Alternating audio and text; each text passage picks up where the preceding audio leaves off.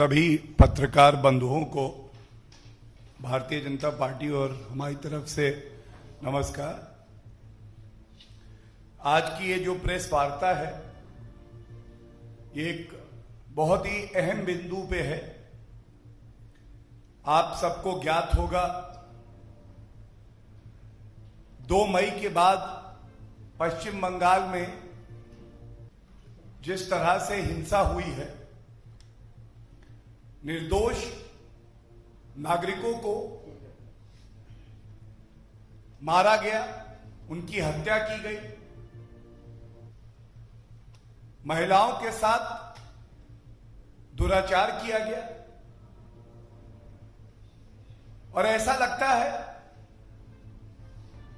जैसे पश्चिम बंगाल में आज संविधान का नहीं, एक व्यक्ति विशेष का राज है। ममता बनर्जी जी ने अपनी आंखें बंद कर ली और उन्होंने टीएमसी के जो अराजक तत्व हैं, जो गुंडे हैं, उनको खुली छूट दे दी। उन्होंने कहा कि अगर किसी नागरिक ने पश्चिम बंगाल में टीएमसी के लिए वोट नहीं किया तो इसका परिणाम तो उसको भुगतना होगा।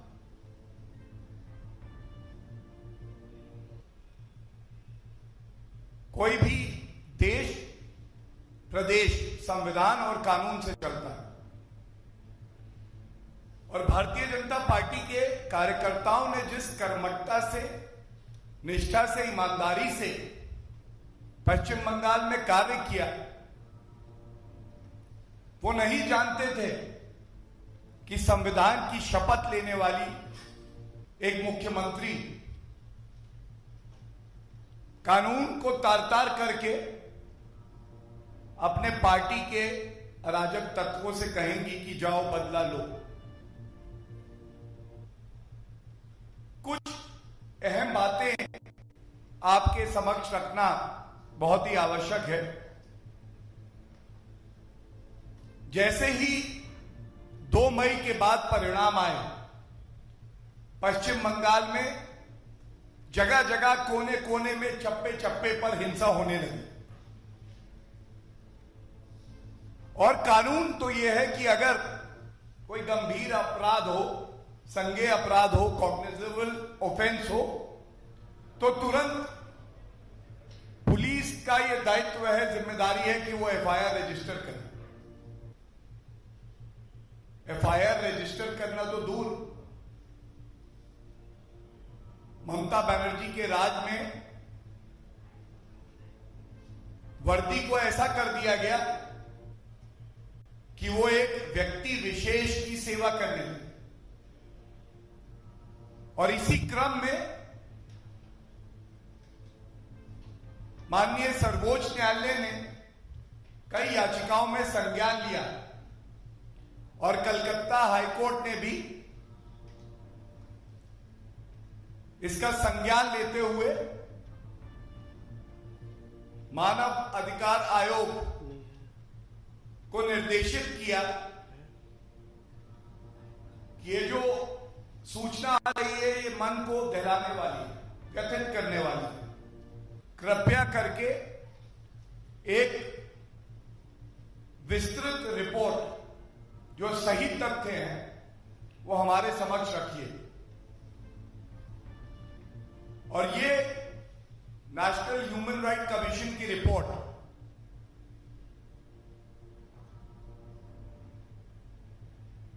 13 जुलाई को न्यायालय के समक्ष रखी गई। इसके कुछ अहम बिंदु जो हैं वो आपके सामने पेश कर रहे हैं। दिल को दहलाने वाले लोकतंत्र की हत्या पश्चिम बंगाल में कैसे की जा रही है ये सामने आता है।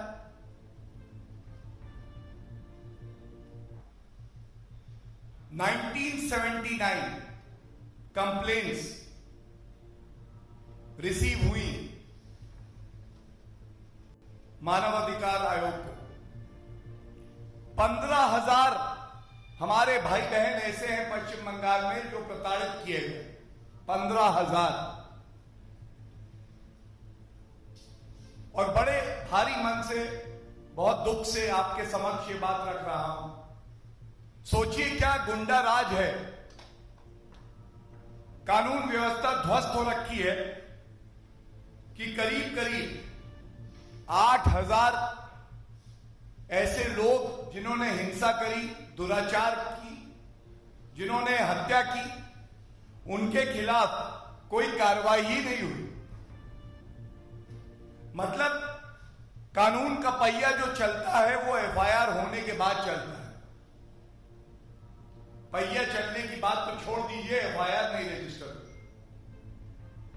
और ये जो करीब 8,000 ऐसे दुष्कर्मी हैं, इनमें केवल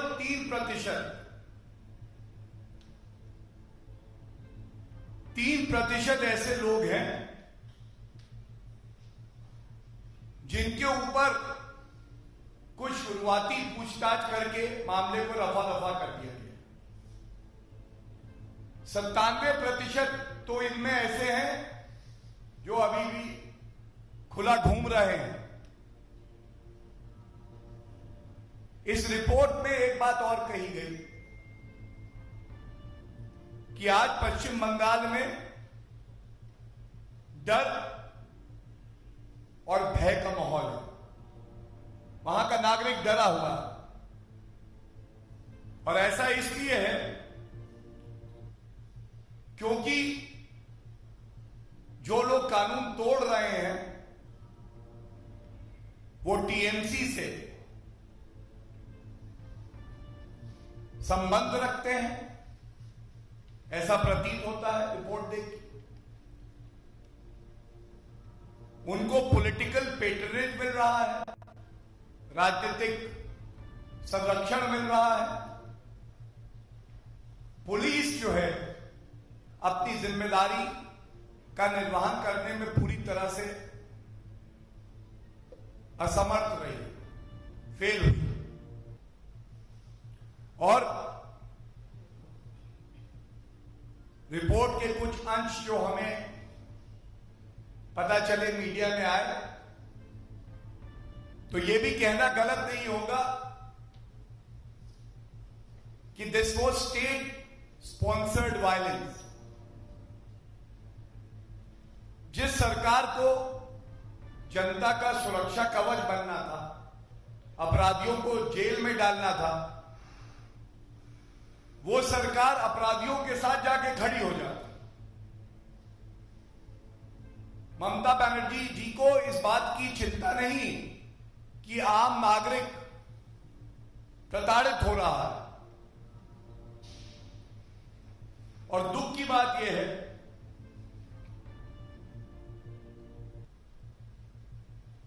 कि करीब ये जो 1980 शिकायतें थी,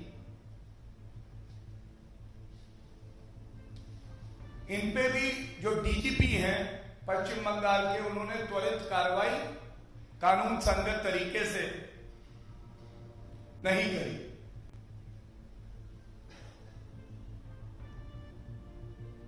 पश्चिम बंगाल की धरती कवि गुरु श्रद्धेय रविन्द्रनाथ टैगोर जी की धरती। उनकी पंक्तियां हैं, जहां मन निर्भय है और सिर ऊंचा है। और आज ऐसा लगता है पश्चिम बंगाल की हालत यह है जहां मन में भय है और हमारा शीश, हमारा सर शर्म से झुका हुआ। ममता बनर्जी जी, आपको इस रिपोर्ट का संज्ञान लेना चाहिए और इस रिपोर्ट में जो एक मुख्य बात और कही गई है कि एक निष्पक्ष जांच जिससे जनता का विश्वास जीता जाए, यह आपके प्रदेश में पुलिस द्वारा संभव नहीं है। इसलिए सिफारिश की गई है रिपोर्ट में कि सीबीआई या कोई और निष्पक्ष एजेंसी, स्पेशल इन्वेस्टिगेटिंग टीम गठित की जाए और ये न्यायालय द्वारा मॉनिटर्ड, सच सामने आए, आरोपी दोषी जेल जाए, जनता का विश्वास पुनः जीता जाए। और हम ये जो रिपोर्ट है जिसके अंश मैं आपके समक्ष रख रहा हूं, इसका स्वागत करते हैं, क्योंकि इसके जो और मुख्य बिंदु हैं, यही बात भारतीय जनता पार्टी के राष्ट्रीय अध्यक्ष जेपी नड्डा जी ने भी पश्चिम बंगाल जाके कही थी कि भारतीय जनता पार्टी का जो वर्कर है, जिसने बड़ी कर्मठता से, ईमानदारी से पार्टी को मजबूती दी है, उसके साथ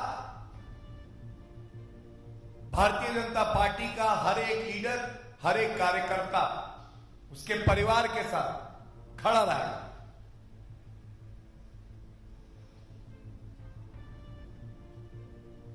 इस रिपोर्ट में कहा गया है कि वहां के हालात दिन पर दिन और बिगड़ रहे हैं। जल्द से जल्द ये सीबीआई या एसआईटी का गठन होना चाहिए और बिल्कुल उचित होगा, न्यायसंगत होगा कि जब मामले की विवेचना हो जाए उसके बाद जो ट्रायल हो वो भी फास्ट ट्रैक पे हो। ये सिफारिश इस रिपोर्ट में भी है और इसका समर्थन हम लोग भी करते हैं। ये रिपोर्ट ये भी कहती है कि प्रोसिक्यूट करने के लिए पब्लिक प्रोसिक्यूटर्स की एक स्पेशल टीम बनाई जाए जो कि पश्चिम बंगाल की सरकार के दबाव में कार्य ना करे और एक स्वाभाविक चिंता का भाव भी है। जिन बहनों के साथ दुष्कर्म किया उनको जान से मारने की धमकी आती है, उनके परिवार वालों को डराया धमकाया जाता है, तो क्यों नहीं ऐसे जो गवाह हैं, जो महिला हैं, और अगर हत्या जैसा संगीन अपराध हुआ है तो जो विटनेसेस हैं उनको सुरक्षा भी दी जाए और यह भी सुनिश्चित किया जाए कि बिना डर के ये सभी विटनेसेस अपनी बात न्यायालय के समक्ष रख सकें। जो पीड़ित बहनें हैं, परिवार हैं, उनको हर संभव मदद मिले, आर्थिक भी, और उनके साथ भारतीय जनता पार्टी पुरजोर तरीके से खड़ी। हत्या, दुराचार, लूट, आगजनी किस तरह से जिन नागरिकों ने टीएमसी के लिए वोट नहीं किया उनको चुन चुन के प्रताड़ित किया गया। तो ये रिपोर्ट में भी कहा गया है कि अगर किसी की संपत्ति नष्ट हुई तो उसको मुआवजा मिलना चाहिए।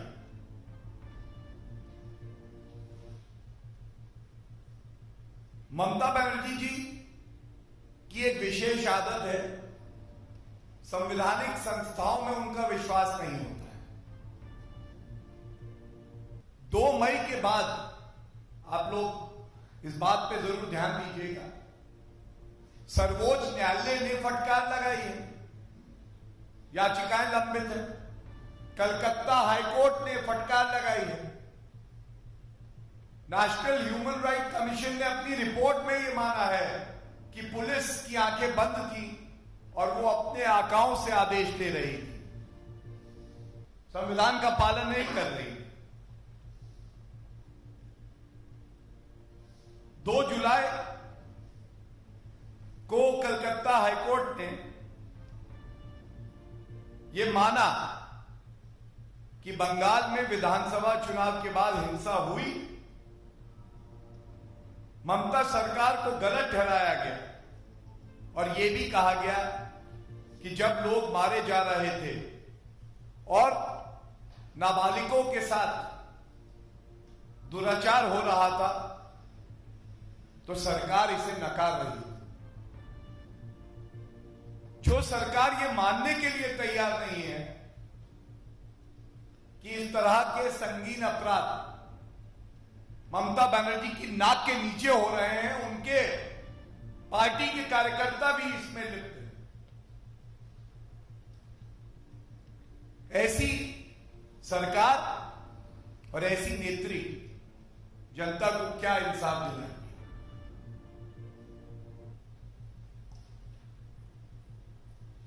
बहुत भारी मन से सिर्फ इतना ही कहेंगे